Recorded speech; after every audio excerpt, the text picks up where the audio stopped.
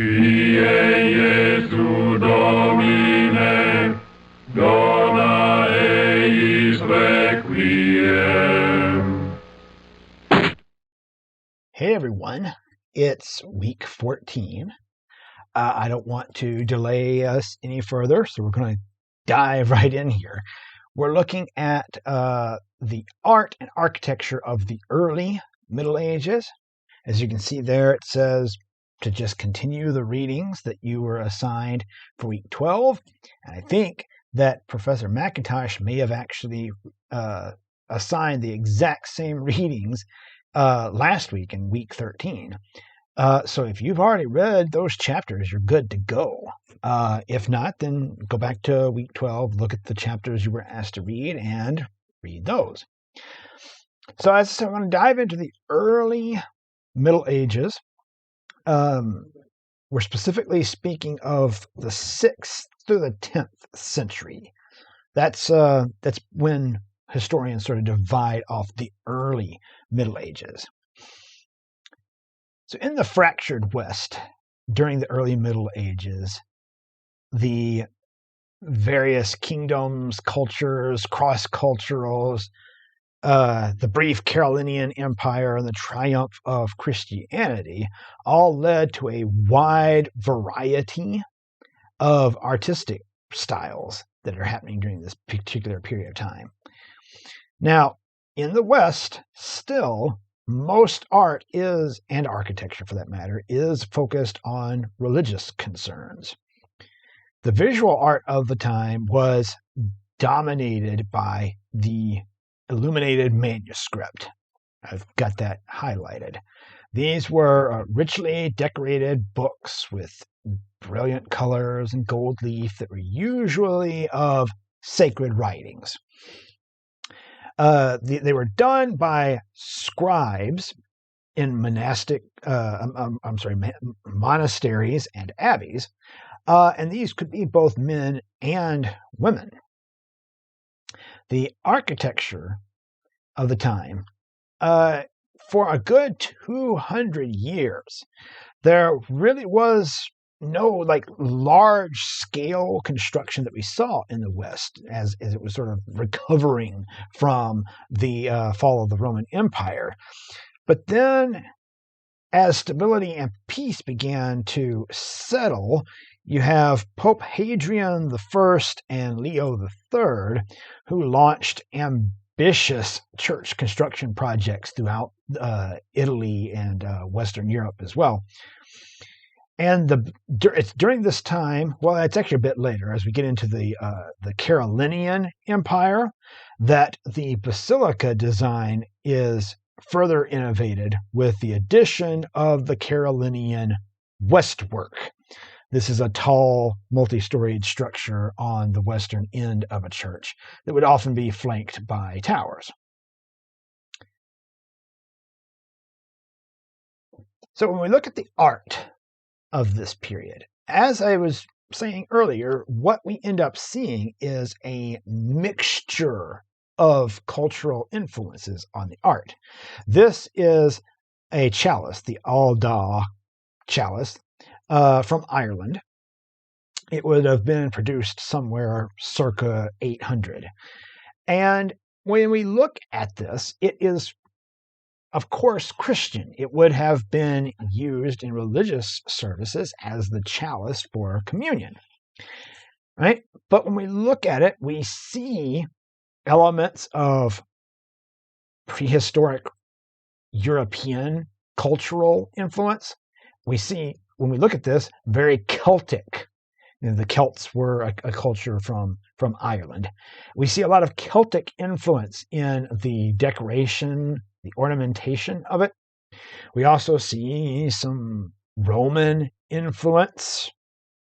We see some influence from Byzantium with all of that gold leaf that's on there. And this is something that occurs all throughout Europe at the time, where cultures are, again, recovering from the fall of the Roman Empire. No one culture really asserts itself, right? We've got lots of influences, multicultural influences blending into a nice mixture. So let's take a look at the illuminated manuscripts. We'll take a look specifically at the Codex Amiatinus and the Book of the Kells. We'll look at. I should have deleted the Beatus Apocalypse. A codex, that term. What does that mean precisely? Well, a codex is what you're looking at right here. This is the Codex Amiatinus. In the Middle Ages, particularly in the early Middle Ages, we don't yet have printed books in Europe the way that we understand them now. Instead, we had within monasteries and abbeys, monks and nuns who were trained and literate to write and illustrate, to make these collections of pages that, once bound together into a folio, was referred to as a codex.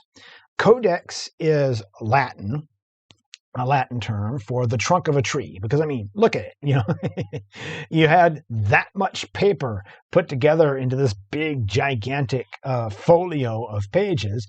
A lot of wood pulp went into making that, so almost tongue-in-cheek it gets referred to as the trunk of a tree. Now, as I mentioned, you would have had groups of scribes, and these could have been nuns, these could have been monks, they could be men or women, who would have been cloistered in their monasteries or abbeys, and their job was to essentially copy a written work that was given to them. They would be in charge of, any particular monk or nun would be in charge of very specific pages in the book. It would be overseen by the abbess. She would be the head mistress, the head nun of an abbey, or the head monk, who would be in charge of either a new book that was being newly written or the copying of an old book, whether that be a copy of one of the books of the Bible, or whether that be a copy of something that has been written about the Bible, or some other sort of religious sacred text that may have nothing to do with the Bible, but would have been a sacred text to the Catholic Church. And the head nun, the head monk would have decided, our monastery, our abbey is going to produce a copy of this book or this new book, what have you, and would assign to each of the nuns or monks within the group a certain number of pages. These pages are yours to copy and to illustrate. And this is an image from the Codex Amiatinus of the prophet Isaiah from the Old Testament. This would have been produced around 700. Now, this is meant to be an image of the prophet Ezra as he's writing his prophecies down. But if you look at that, that is clearly not meant to look like ancient Palestine. This is not meant to look like the Middle East in ancient times.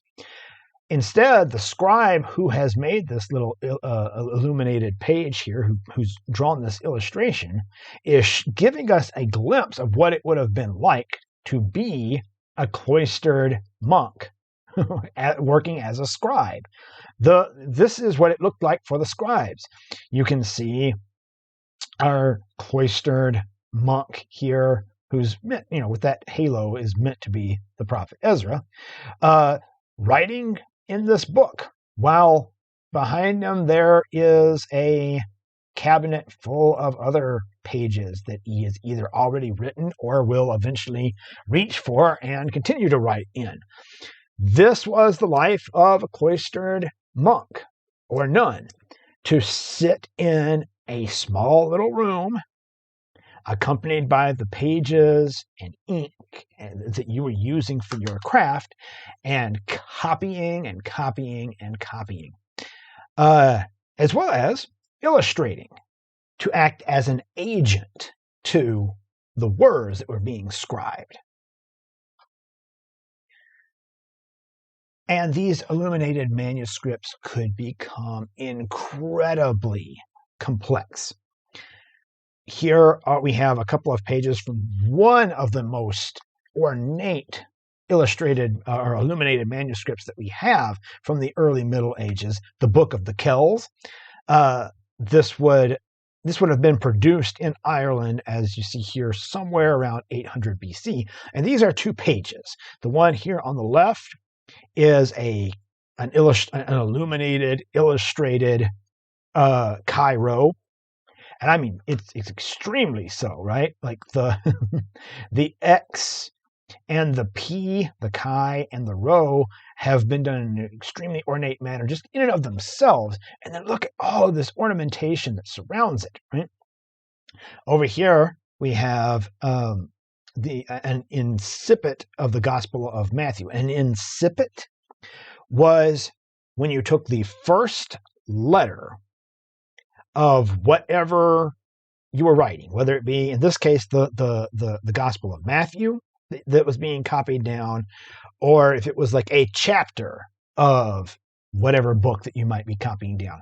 The first letter of the first word would get its own fancy illustration. And so here we have an incipit that is the first letter of whatever, in this case, the Gospel of Matthew, right? That you would then go on and read the rest of what was scribed. And again, the sheer ornate nature of it. We're using different colored inks, although the one that is most prominent in a lot of these early illuminated manuscripts is red ink. It was one that was fairly easy to produce at the time.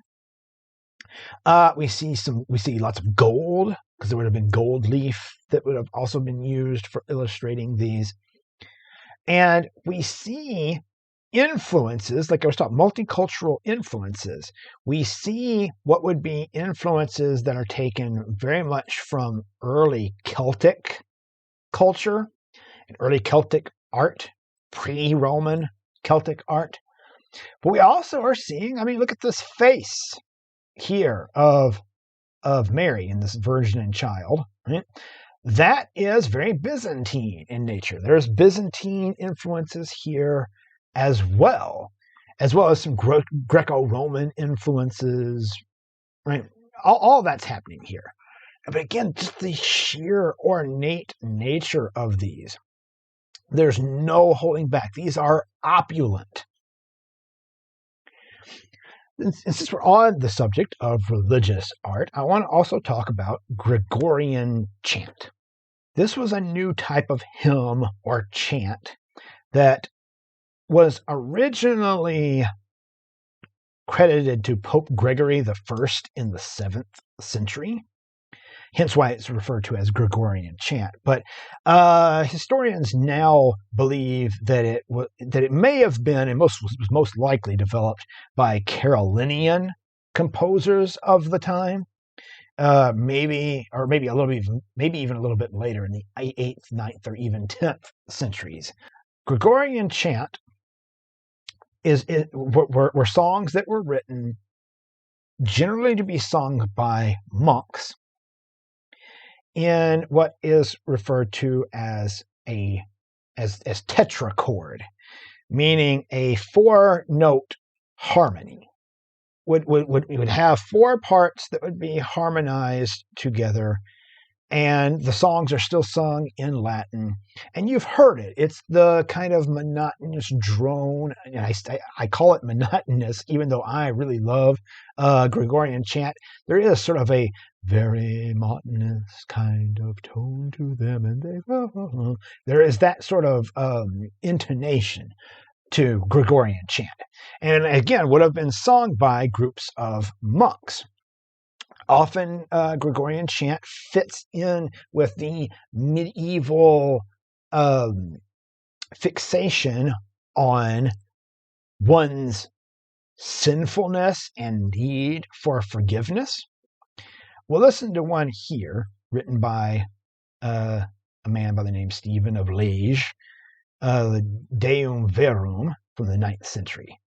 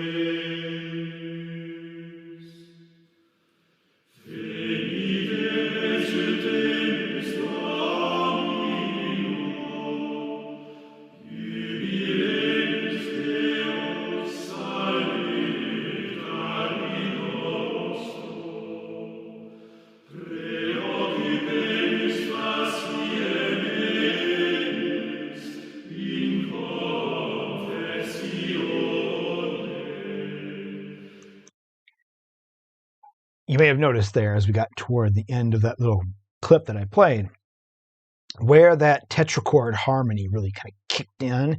A Gregorian chant is meant to be this kind of collective prayer in song. Often, again, it is designed to either praise God, you are so holy, you are so wonderful, you are so impressively large, or to ask forgiveness. Many times collective forgiveness. We are not worthy of the grace that you have bestowed upon us. That kind of a thing. That's Gregorian chant. Now, an interesting thing happens in the early Middle Ages on the Iberian Peninsula. The Iberian Peninsula is the portion of Europe now occupied by Spain and Portugal. We're going to look at that area, which during the early Middle Ages was under Islamic and Moorish rule. The Islamic invasion of the Iberian Peninsula began in 711 as the Muslim Empire, which had been conquering northern Africa, which you can sort of see a little bit of right here, crossed the Straits of Gibraltar and began conquering either through military conquest or through negotiations most of the Iberian Peninsula, which they ruled controlled for nearly 800 years. So a large span of time. A great portion of the Iberian Peninsula was Islamic. Now, some Christian enclaves survived, and the whole area sort of became a multicultural melting pot, if you will. But the greater part of the population became Muslim, or what are referred to as the Moors. And this left an indelible mark on the art and architecture of this region. When it comes to the art and architecture, we see very specific influences. When we look at art and architecture of this period and in this region, there are Greco-Roman influences being combined with Muslim influences being combined with Northern African influences, as well as Byzantine influence. So we see all of this sort of getting glommed together into this style that is very identifiable as Iberian Peninsula Moorish Islamic art and architecture. The art of this area takes on the characteristics of Muslim art, where there are almost no human or religious representations. This is because that would have been considered idolatry to the Muslim faith. In Islam, the understanding is that only God is allowed to create from nothing.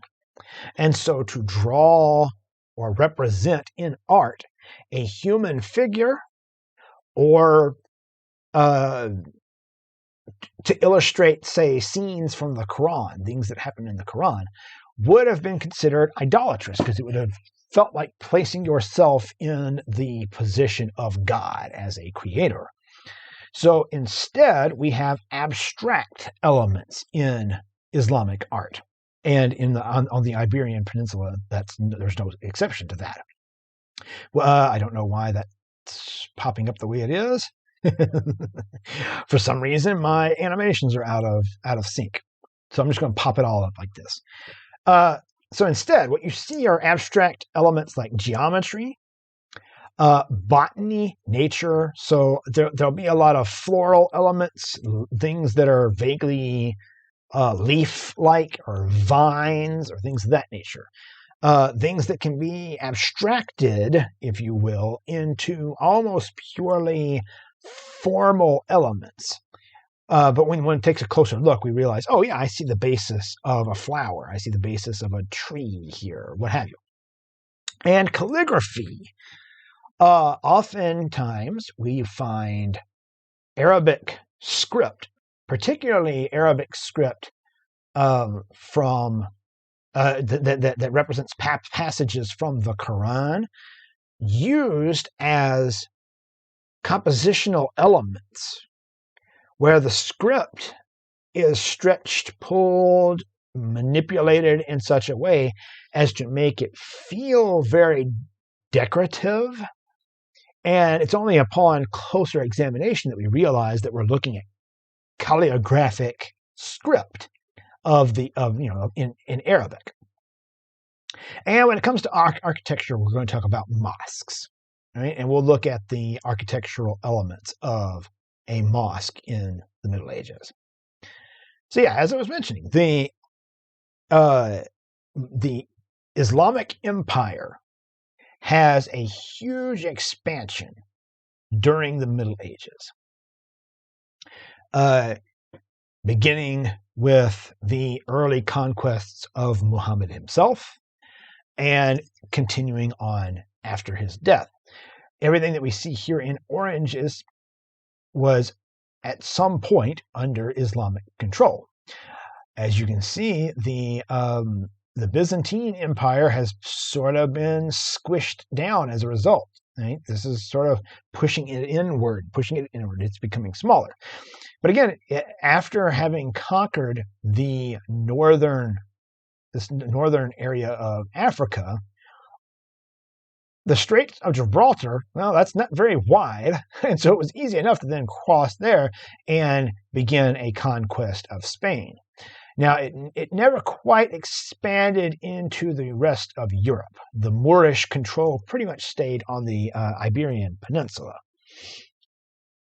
So we'll look at then medieval mosques and talk about the architectural elements of them. How do we recognize them? And then we'll look at some examples of how this gets translated on the Iberian Peninsula.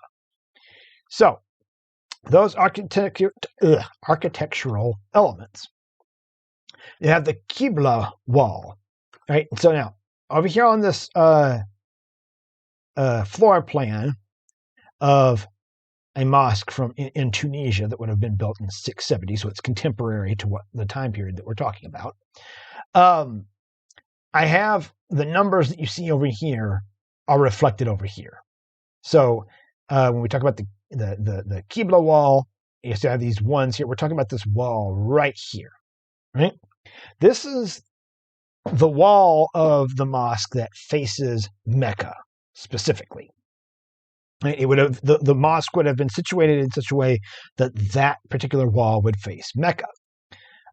Mecca being a place of extreme religious, sacred nature to the Islamic faith. The mihrab, number 2, which is this little enclave right here, is the point on the mosque that is the nearest to Mecca. and congregations would have faced it when praying. So all right. So now we have number 3, the Hippot style prayer hall. Right, and I've got 3 here and 3 here. This whole area right here that you can see with all these columns that are being represented by these dots. Right, this is a term for a roof that is supported by columns. Simply enough, the term that should say Hippot style literally means under pillars, right? And it would have been the area for worshipers to worship. These rows of columns can then multiply indefinitely. So there wasn't like a specific number. Some mosques had a larger prayer hall, some were smaller, but they were meant. You were meant to have many, many, many columns within this space to sort of represent eternity. Right? One could be in the midst of this prayer hall, and it would look like there were an infinite number of pillars all around you. Right? And again, there was no like set number that there must be. Those rows could be repeated and repeated and repeated, depending on the size that was required for the region where the mosque was built. Then you're going to have domes. Right? There are a couple of specific domes. There is the entrance dome, which I have listed here as 4A. This would have been right above the entrance, marking where to come in. Right? You would have come through here, and you would enter the mosque here. And then we have the mihrab dome. That would be the dome that's right here. It would be right above the mihrab. Right? It would have marked the spot at which you should face when praying. Then there's the nave. Right? That's something that's also included in Christian churches, the nave. It's this central corridor that comes through the prayer hall. There would have been what is referred to as a forecourt. That I have listed there as number 6. It's a courtyard in front of the mosque. This would have been an open air area. Might often have trees and gardens and places like that you would walk through on your way to worship at the mosque. Then there's the minaret, which I have listed here as number 7. The minaret would have been a tall tower used for the Muslim call to prayer. Now, many of these architectural elements are still incorporated into mosques to this day. But this specific configuration is very medieval and was the style of note, the style that was popular at the time as the conquest was happening on the Iberian Peninsula. So here we have an example. This is again the mosque of, I'm going to try it, Kairouan. I hope that I'm pronouncing that correctly, in Tunisia, that was built in 670. This is the one that we just saw the floor plan of. And you'll see, right here in front, we have the minaret. The minaret, one would have stood here to call the community to prayer. Here's our forecourt. So one would enter, walk through the forecourt here to the entrance. Above the entrance, there's the entrance dome. This whole area here would have been the prayer hall. And if we go inside, we would see all of the columns holding up that roof. Beyond that, we can see the dome here that is the mihrab dome. And below it would have been the mihrab. The wall over here would be our Qibla wall that is facing toward Mecca. Right, but now that's in Tunisia. Tunisia is in northern Africa. In Spain, particularly in the region that would have been called Cordoba. We have this, the Great Mosque of Cordoba, that was built in 785. Now, you may be seeing some things that are a little different from what we just looked at, and we'll talk about that in a moment. But you can see that there is a minaret over here. We don't seem to have a dome over the entrance, but I'll talk about why in a moment. But back here we have a dome that would have been over the mihrab. We have the wall that would have faced Mecca. Like, what's going on right here? Because this looks very different from this, right? Our prayer hall, which is huge in this case, seems to have been interrupted by something. Well, that's because eventually the Moors were sort of pushed out of this region, and the Catholic Church sort of filled its void again. And this particular mosque was converted to a Catholic cathedral in the late Middle Ages. So there are some architectural elements here. They essentially just slapped a cathedral down in the middle of the whole thing. And you can see some architectural elements here that don't look particularly Muslim in nature. And that's because they do look very Gothic in nature. When we get to the Gothic cathedrals that we'll look at in the next lecture, I bet you'll recognize some of the things that you're seeing happening here. But I mean, like, look, it's essentially still the basilica design. It's a cross. There's one line. There's the transept that crosses it, right? But it's been plopped down right in the middle of this mosque that was converted from a mosque to Christian purposes. And this is sort of a fortress, village, town, if you will, Madinat al-Zahara, that would have been it was built up on a high hill. It would have been a place for Muslim rulers of the time to have watched over the particular land they would have been in charge of. This was built in the early 10th century, and as you can see, a lot of it is in ruins. But I wanted to come here because going inside the portions of it that still stand give us an indication of what the Iberian Islamic art style was. And you can see here, this is inside a prayer hall, or I'm sorry, the reception hall of Abd ar-Rahman III, who would have been the ruler, who would have received guests and would have held banquets and things of that nature in this area. And we can see what I was just talking about, these combinations of different cultural things coming together. We have these columns, and the capitals of these columns are very Roman in nature. The columns themselves have a kind of North African look to them. These arches that are nearly but not quite a full circle, and these sort of radiating red bands that come outward from them are very indicative of Islamic influence, as is all of the scroll work that I was talking about that is very abstract in nature. And in this particular case, it looks like leaves and vines and things of that nature. And this is indicative of a lot of the art that we find on the walls of buildings that would have been built by the Moors of the time.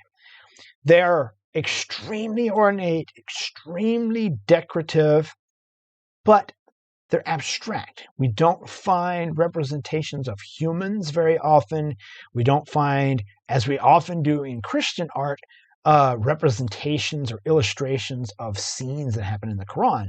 Instead, we get these elements that are meant to look very floral or botanical in nature. Or we get bits of artwork that use Arabic calligraphy, as this piece does, to form a decorative kind of scroll, a decorative line, decorative shapes that become abstract. Or sometimes we get images that have both, right? We have in here, we have elements down here that are very much botanical in nature, and we have elements that are calligraphic in nature. Right? These swirls of the Arabic writing here that have larger swoops than one might normally see in writing, right? To create something decorative. That's all very Islamic in nature. Now, this had its influence on Christian art as well in the region, because again, it's not as if the Christians went away, right? And even long after the Muslims and the Moors were gone from the region, that influence, really even to this day, affects a lot of the art and architecture that we see in Spain and in Portugal. In this case, we have an illuminated manuscript titled the Gerona Beatus. It was a 10th century illuminated manuscript that illustrated and commented upon the book of Revelation. So it was a copy that the scribes would have put down of the book of Revelation from the New Testament, but also would have had notes that were commentary on it, that would have been commentary of the head monk, the head nun, whomever that edited this particular book. And it would have contained illustrations by those scribes as well. What is of particular interest about this one is that this manuscript, while being Christian in origin, is heavily influenced by Islamic art styles because it was produced during the Islamic conquest of or the Islamic control of the Iberian Peninsula. This book was produced in Spain, this codex. And it's secondly, it is interesting because we have a signed illuminator by the name of ENG, or aka Depintrix, which would have been Latin for paintress, a woman who paints. She would have been a nun. She got to sign her name to this, and we have an idea of which of some of the illustrations within it are hers, because the illustrations within the book show different styles that no doubt denote different hands of different illustrators making them. We have this one that is thought to perhaps be hers. It says here the Beatus Apocalypse of Gerona, the Gerona Beatus. The terms for these things are kind of all over the place. No one ever seems to agree what something should be called. We're still talking about the same codex. This one is believed to have been illustrated by her. This particular page would have been one that she was responsible for. At least that's what some art historians believe to be the case. And we see this illustration, which again shows Byzantine influences, shows some influence of what's happening in the or by the scribes who are doing illuminated manuscripts throughout the rest of Western Europe. But there's also a great deal of Islamic influence. Now, in the Islamic art of the time, we would not have seen this illustration of this person riding a horse. We wouldn't have gotten such an overt illustration of an event that's happening, because that would have seemed sacrilegious. It would have been it just wouldn't have been cool, because that would have been placing yourself in the place of God. It would have been idolatry to do something like that. But notice just how similar what we see happening in the illustration of this tree, just how similar that language, that visual language is, to the visual language that we see on the walls of mosques from this time, right? That are using plant motifs, natural motifs, but twisting and pulling them into ways that are very abstract in nature, very linear, breaking them down into shape, line, and repeated motifs that can become oftentimes symmetrical, or if not symmetrical, at least repeating in such a way as they feel like they're repeating on into infinity. And we see very similar things happening with the way that this tree is represented. It's represented first as an abstract circle, then there are sort of these twisty vines that sort of make up its trunk, these lines that are sort of abstract representations of branches. The leaves on the outside are essentially just shapes that allude to leaves. That's all a very Islamic influence on what is a Christian illuminated manuscript. So let's look very quickly at one particular architectural element that comes into play when we talk about the Christian architecture of the early Middle Ages.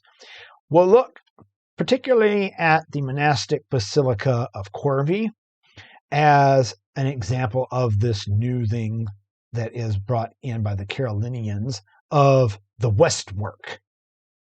Right, so the Westwork. Essentially, the Carolinians take the basilica design that you are already well familiar with from our lectures on late antiquity and make it into something that looks a lot more similar to how we think of churches and cathedrals now. By taking a basilica, which is all this back here, and on the front of it, slapping on a new facade. And that new facade gets called the Westwork because it would have been on the western end of the cathedral or the basilica. And it would have been a tall, multi-storied structure placed on the western end of a church that was often flanked by towers. Now, if you attend a Christian church, whether it be a cathedral or just a Protestant back in the country kind of church, if your church has a place where you enter in and there's sort of a vestibule area, or some churches may call it the narthex, there is an area, right, where you first walk in that is not the sanctuary. It is not the place of worship. You walk in and it's a transition area. You walk through it, and then you enter into another door that then takes you into the sanctuary, which is the place that you plan to worship. You have the Carolinians to thank for that. They're the ones who stuck this extra bit on the front, which contains that kind of lobby area, if you will. The narthex is what it was referred to by the Carolinians, and this is why a lot of churches now still refer to it as the narthex. And there would have been these towers on either side. These were places to install bells. This would have been kind of the Christian equivalent of that Islamic minaret. But rather than a person standing up there and calling out the people as a call to prayer, bells would have been rung, because a cathedral, I keep trying to call it a cathedral because it looks like one, but we haven't yet transitioned into cathedrals. These basilicas would have been in the center of a village or a town, and the bells would ring to let people know, hey, it is time to get yourself to church so that you can worship. And one of the earliest surviving examples that we have here is the monastic basilica of Corvey. This is the westwork of that basilica that would have been built in between 1883 and 1885, right? Where again, the front of this starts to look a little more like something you might identify as a church or a cathedral, right? It's not there yet. It's not completely there, right? But it certainly is breaking away from its Roman basilica models, right? It is a multi-storied facade right? This middle portion here with a narthex here. There might be like offices for the priest and monks and things of that nature that would have also been in these upper stories. And then 2 towers on either side. Both, in this case, both are capped with spires. And these would have contained bells. They would have been bell towers for calling worshipers to come to the church. Go around on the other side of the church, right, or the basilica. There's one of those towers we were just looking at. It would be this tower right over here. We come around back here, and it's a basilica. No doubt about it, we are looking at a basilica. It has the cruciform design to it. It has the nave. It has the apse down here at the end. It's a Roman basilica. There's maybe a little extra ornamentation that's happening with the spire in the middle. This is beginning to be suggestive of what's going to happen with the cathedrals that are going to come after it. But what was of particular importance as far as what we're talking about is the Carolingian Empire's contribution of the westwork that was put on the front of the basilica, making the basilica look a little more like the cathedral that is going to come very soon. That, I believe, that is it. That is all I have for the early Middle Ages. Keep in mind that we do not have a quiz this week. Your quiz will actually be next week. Next week, we'll look at the High Middle Ages, not so much the Late Middle Ages, but the High Middle Ages, where much of what we just saw is going to continue, but we're going to make advancements in a lot of this stuff. All right, take care, everyone. Bye.